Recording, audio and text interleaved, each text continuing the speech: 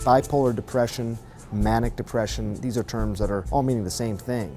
The manic part of it, think of that as the highest of highs in your life. You feel great, you may be more reckless though. The depressed part of it is sort of the lowest of the lows. I want to try and simplify this for you because I find this really fascinating. Here are the frontal lobes of the brain, and deep in here is an area of the brain called the amygdala. Think of the frontal lobes of the brain as your judgment area of the brain, but also your brakes. The area of the brain that tells you to slow down, to stop, think a little bit before you do something. And think of the amygdala as the emotional center in the brain.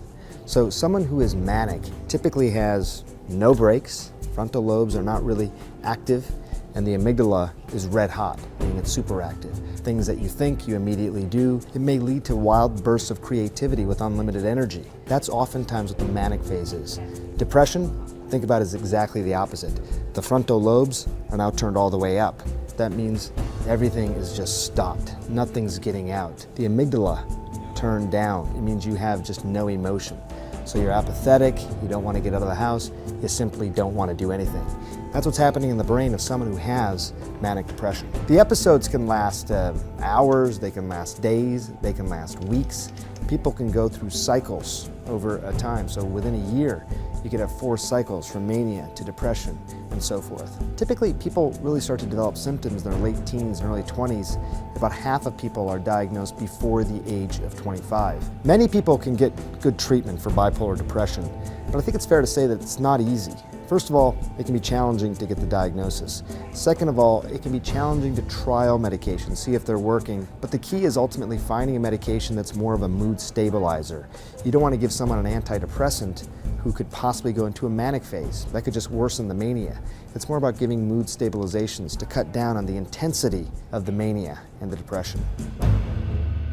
When I'm manic, I'm very agitated because what I find is that I have so many things going on in my head that I really can't actually do anything. This is when I'm in a very elevated state. And so it's very frustrating for me. When I'm really manic, because it can become very dangerous for me, I call my doctor right away, and I'll do a walk-in and talk with her because I can become quite delusional. Stress affects me a great deal, so much so that I can't work, and I will never be able to work again, because when I work, I go instantly into a mania and end up in the hospital. So I have to really be careful with stress, keep my stress level down, and this isn't just with negative stress, it's with positive stress as well. So I have to keep a schedule of things that I do during the week to keep myself occupied and make sure I don't go off the deep end in any particular direction.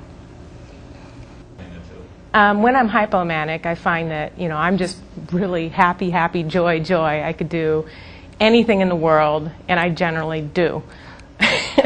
I exercise a lot, and I get a lot of stuff done around the house, and I'm online, and I forget that I have any problems at all. The tendency towards spending is a risk for me, so I always have to watch that, and it's something I pay attention to a lot because suddenly all my financial difficulties or anything are just right out the window, and it's like, oh, I could buy this and I could buy that. Sure, why not? It'll all work out at the end. I rather enjoy it. So I have to admit that.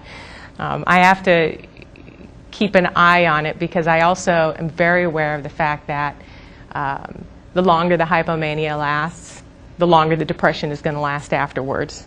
When oh my goodness, I'm depressed now, actually, and it's really hard for me to motivate to do anything.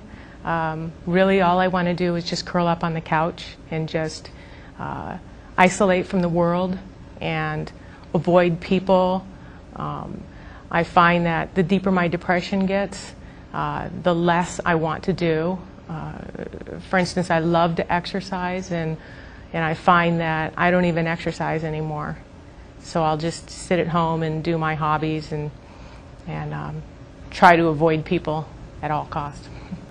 The irritation, my irritability, impatience with people, my lack of motivation to do things, even, you know, just straighten up around the house. If I look around and I see things are just becoming in disarray, that clues me in.